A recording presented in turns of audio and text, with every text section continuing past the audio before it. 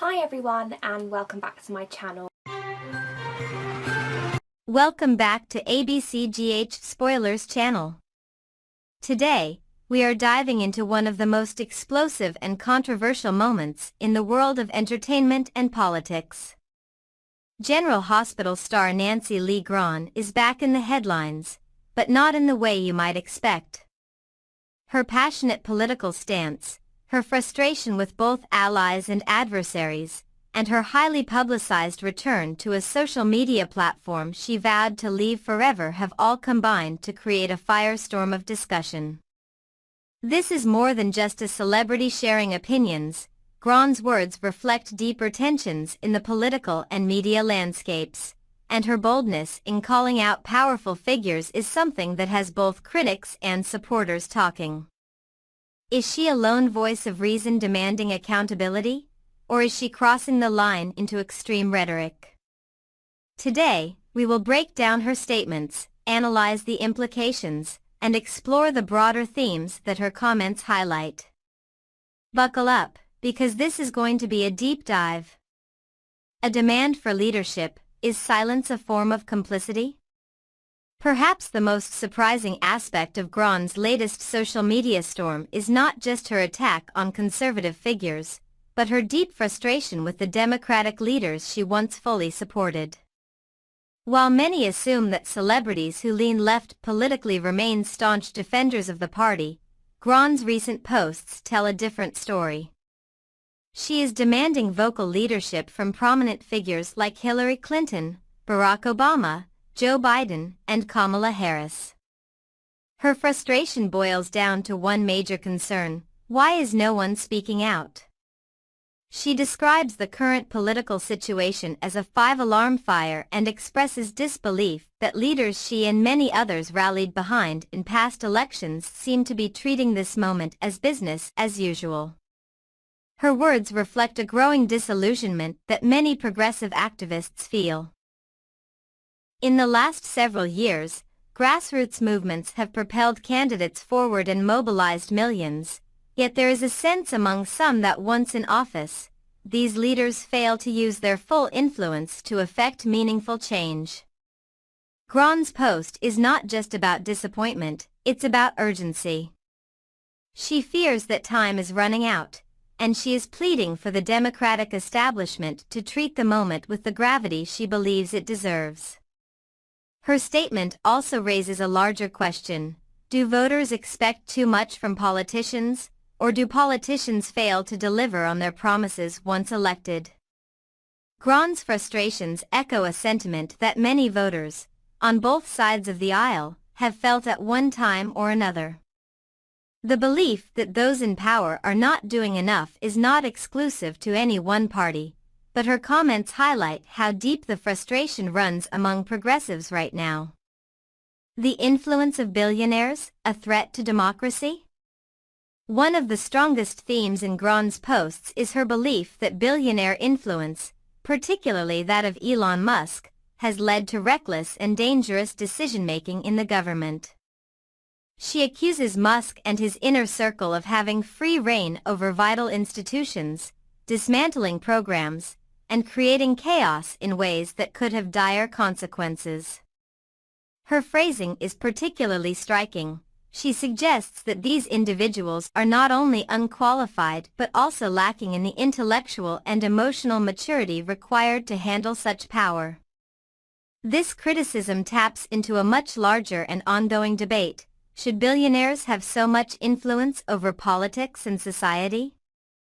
Musk, for example, is not just the CEO of Tesla and SpaceX. He now owns X, formerly Twitter, one of the most influential social media platforms in the world.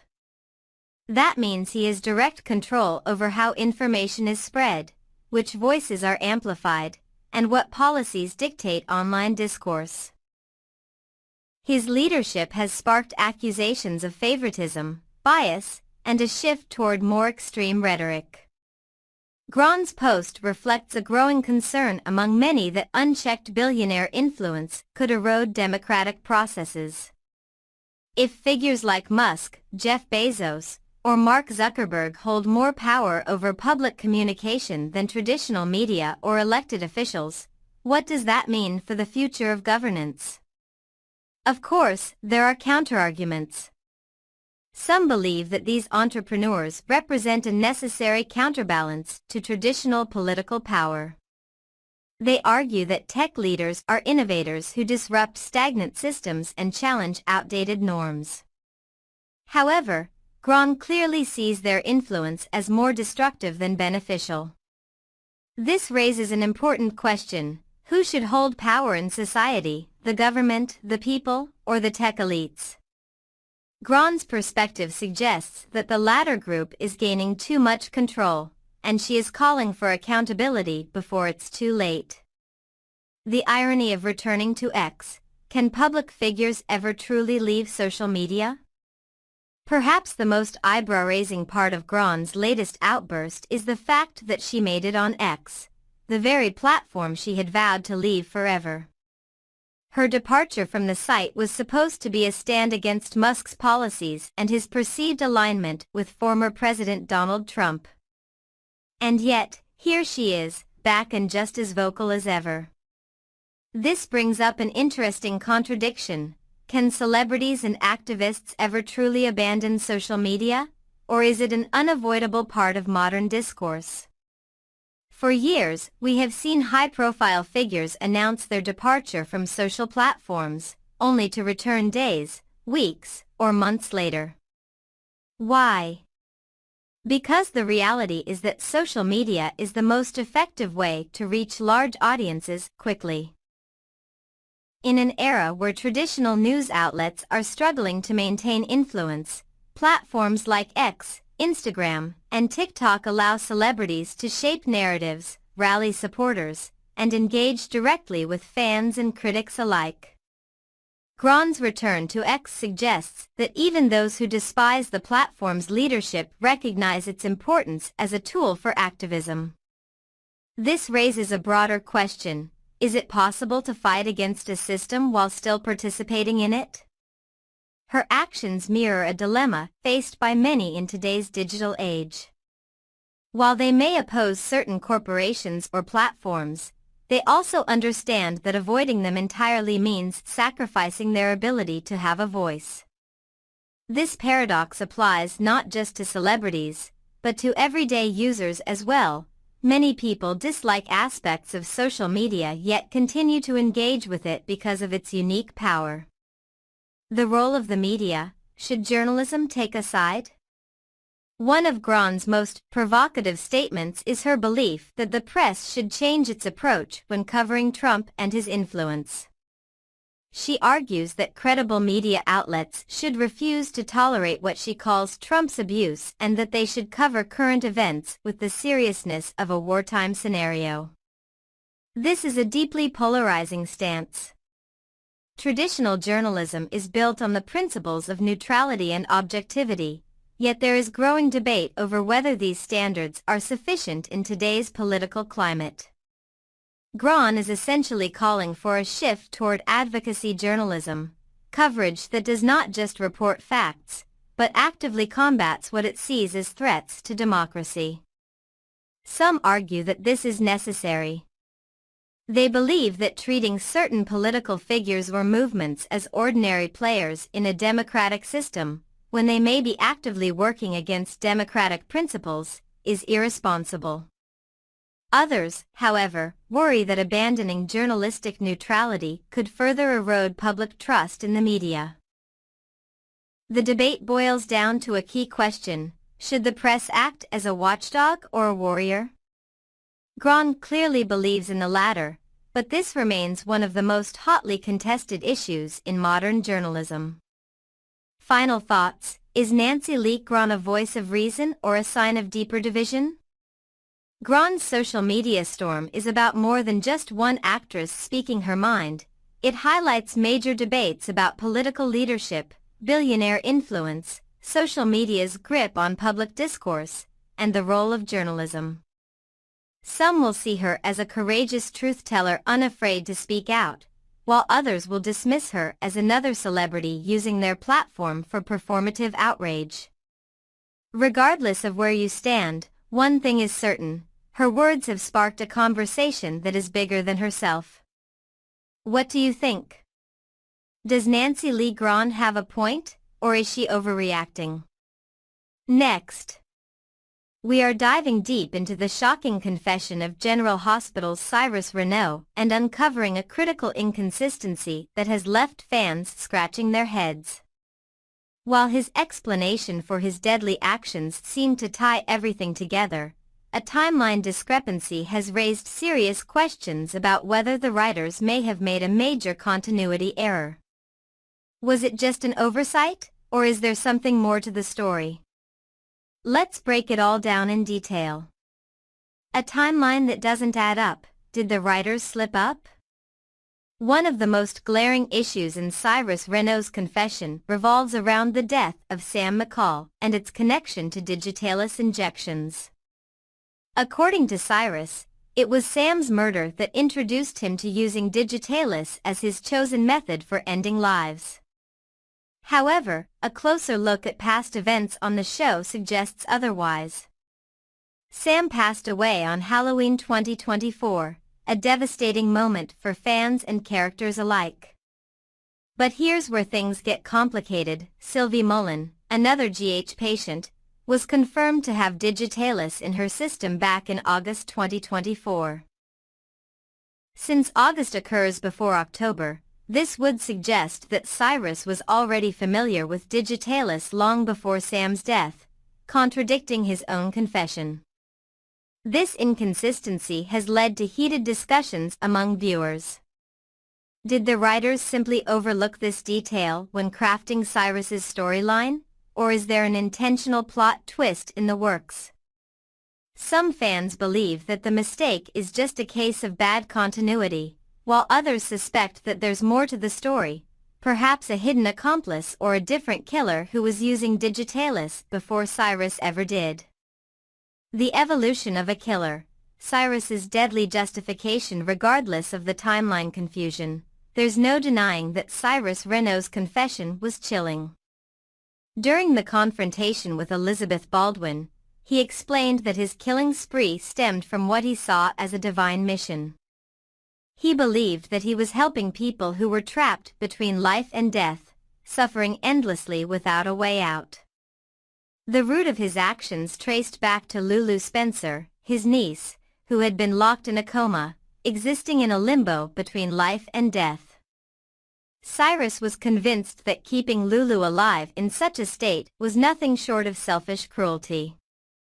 In his mind, allowing her to pass on was the merciful thing to do. This belief quickly spiraled into his justification for taking the lives of other patients in similar conditions. However, his reasoning became more troubling when it came to Sam McCall. Unlike the other victims, Sam was not in a persistent coma or vegetative state. She was recovering from a liver transplant and had a strong chance of leading a healthy life. So why did Cyrus target her? His explanation was as twisted as it was horrifying. According to Cyrus, Sam interfered with what he believed to be God's plan for Lulu by donating a portion of her liver. By doing so, she prolonged Lulu's life in that coma, keeping her from moving on to the afterlife. In his warped logic, Sam needed to pay the price for meddling with fate, and so he took matters into his own hands. A pre-planned murder or an impulsive decision? Cyrus's reasoning for murdering Sam adds another layer of complexity to his already unhinged mind. Unlike his other victims, who were in irreversible states of suffering, Sam was thriving, which suggests that her death wasn't a matter of misguided mercy, but rather an act of personal retribution. This revelation raises an important question. Did Cyrus Renaud truly believe he was doing God's work, or was he simply looking for a way to justify cold-blooded murder? Many villains in soap operas carry out heinous acts under the belief that they are serving a greater purpose. But when faced with logical inconsistencies, like killing a healthy woman simply because she played a role in prolonging someone else's suffering, their motivations begin to crumble. Was Cyrus simply a man who convinced himself that he was doing the right thing? Or was this divine reasoning just a convenient excuse for his own thirst for power and control? Elizabeth Baldwin was quick to question his logic, but in true villain fashion, Cyrus remained steadfast in his beliefs, refusing to acknowledge the flaws in his own reasoning. The scene that shook viewers, a face-off with Elizabeth Baldwin. The moment Cyrus confronted Elizabeth Baldwin was one of the most gripping scenes of the General Hospital episode. He arrived at her home with one chilling intention: to kill her just as he had done with his other victims. The tension was palpable as he laid out his confession, justifying his actions with his belief in divine intervention. Elizabeth, however, was not easily intimidated. She challenged him, questioning how he could possibly see himself as a savior when he was responsible for so much suffering. This scene was not just a moment of confession, but a psychological battle. Elizabeth's ability to remain calm and methodical in the face of danger showed incredible strength, making her a standout character in this storyline. She was not willing to let Cyrus manipulate the narrative, and her refusal to back down was a major turning point. In many ways, this confrontation mirrored classic General Hospital showdowns of the past, moments where villains justify their actions while heroes expose their contradictions. It was a masterclass in soap opera tension, with every line of dialogue carrying immense weight. Where does this leave the story? Theories and future possibilities. With Cyrus Renault's confession now out in the open, the question remains, where does the show go from here? There are several possibilities for how this plotline could unfold: a second killer? The timeline discrepancy regarding digitalis poisoning could indicate that someone else was also carrying out murders long before Cyrus began using that method. This could open the door for another unexpected twist, perhaps another hospital staff member or a copycat killer who admired Cyrus's work. A manipulated confession? Some fans speculate that Cyrus's confession might not be entirely truthful. Could he be taking credit for deaths he didn't actually commit to further his own twisted sense of righteousness? A trial and escape? If Cyrus is arrested for his crimes, there is always the possibility that he could manipulate the system, escape from custody, or even find an unexpected ally willing to help him continue his mission. Lulu wakes up. One of the most dramatic possibilities would be for Lulu Spencer to wake up from her coma, something that would completely shatter Cyrus's belief that he was doing God's work.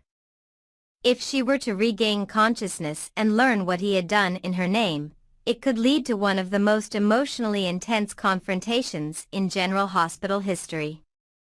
Final thoughts: a masterfully twisted villain with a crumbling narrative. Cyrus Renault has cemented himself as one of General Hospital's most complex villains, but his latest confession has opened the door to deeper scrutiny. While he insists that his actions were motivated by a higher calling, the inconsistencies in his logic, and in the show's timeline, suggest that things may not be as clear-cut as they seem. Did the writers make a simple continuity mistake, or is there a hidden plot twist waiting to be revealed? Fans will have to stay tuned to find out. What do you think? Was Cyrus's confession genuine, or is there more to the story than meets the eye? Thanks for watching, guys. See you soon. Bye.